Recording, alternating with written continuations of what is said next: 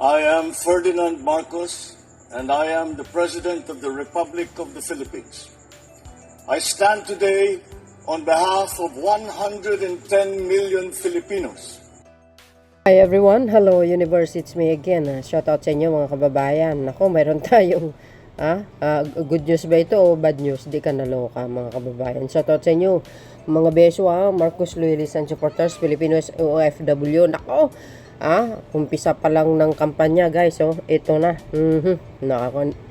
Kumbaga gumagalaw na yung iba, no? Alam na siguro nila matatalo sila, kaya pera-pera lang talaga. Ang sabi po dito guys ng GMA News, nakita nyo yung nakikita ko, nako po. Sabi dito, 3 suspect claiming to be IT specialist connected to the Commission on Election, which is ang COMELEC, were nabbed in Marikina City for allegedly sealing victory. May nanalo na. For election 2025, the Philippine National Police Criminal Investigation and Detection Group, CIDG, said on Tuesday, I'm ghost. Nako guys, mag-ingat kayo sa mga ganitong mga klaseng tao. Umiiral na yung pera nila, bayaran pa more. Ayan I'm ghost. 3 suspect sealing election win for 90 million, arrested in Marikina, February 11, 2025. Ay, grabe. Hoy, lumabang kayo ng patas, no? Magmumuka kayo ng pera. Siguro, baka itong mga suspect na ito, pumupunta sa mga iba't ibang lugar para makipag, ano tawag dito guys? Yung makipag-usap sa mga ibang mga politician, no? Yun sa aking kaisipan lamang, para magbayad na ganitong kalaki.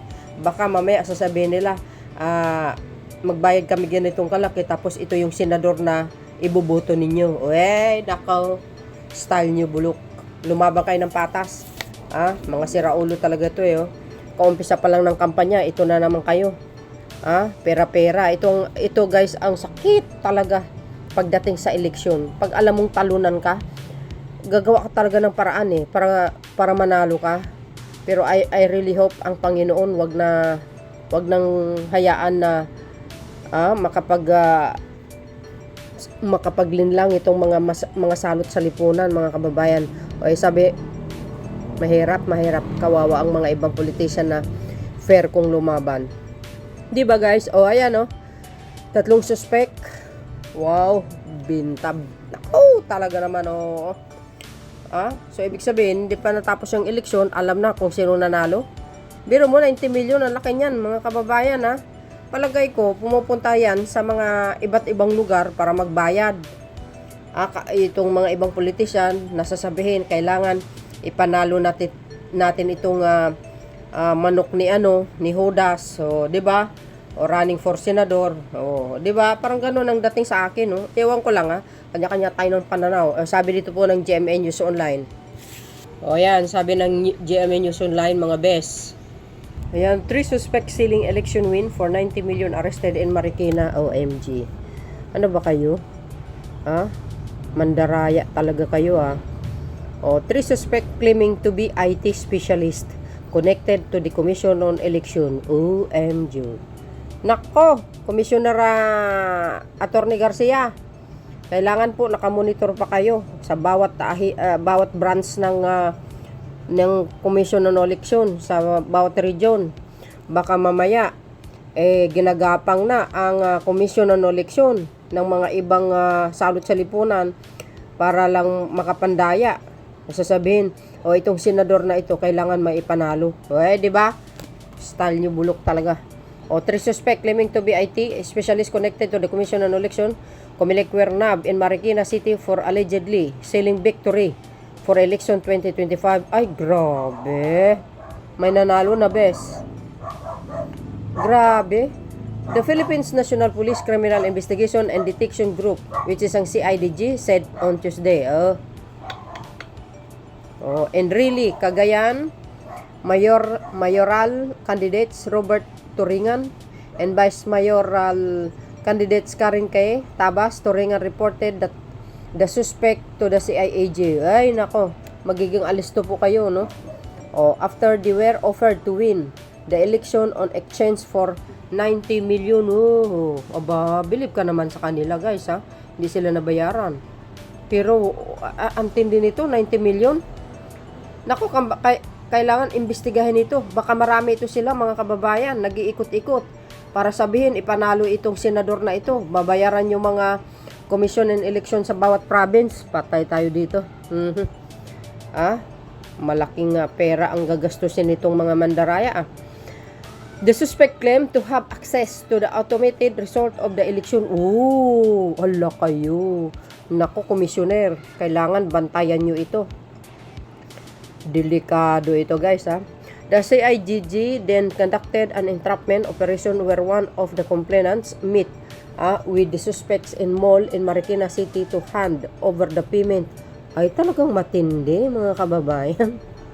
When the suspect received the payments, the CIDG personnel responded and arrested the suspect. Okay. Tapos ito pa, recovered from the suspect were a brown envelope containing one genuine 1,000 bill with the bodol money, identification card, mobile phones, and vehicles. According to the CIDG, the suspect committed robbery with intimidation or violence. Nako, maraming mga swapang talaga. Oh. Robbery, extortion, violating the revised penal code in relation with Cybercrime Prevention Act of 2012 and Omnibus Election Code of the Philippines. O ano guys, ang kapalagayan nyo? Gumagalaw na naman yung mga mahabang kamay. O kailangan mag-ingat ang bawat lugar. Mamaya napasukan na ng ano yan. Itong komisyon ng eleksyon ng bawat branch, no? Para lang maipanalo yung mga ibang tumatakbo. Halimbawa, mayor, congressman, senador. Okay, patay tayo dito. O, diba guys? Ano po ang kapalagayan nyo? 3 suspect ito, 90 million. Laki But anyway, kailangan talaga mag-ingat. Iba na ngayon. Dinadaan na sa pera. Gusto lang makaupo sa upo lang makaupo lang sa Malacanang or sa anumang posisyon. Kasi malaki ang sahod ng mga politician. Mga senador, magkano sahod ng senador mga kababayan? Di ba laki? Di kayo naloka. But anyway guys, yan ang pinaka-latest updates ko. Short lang yan pero kailangan na ma-spread natin para maging maingat ang ating mga kababayan, no? So yun, mga beswa, iboto natin yung tama.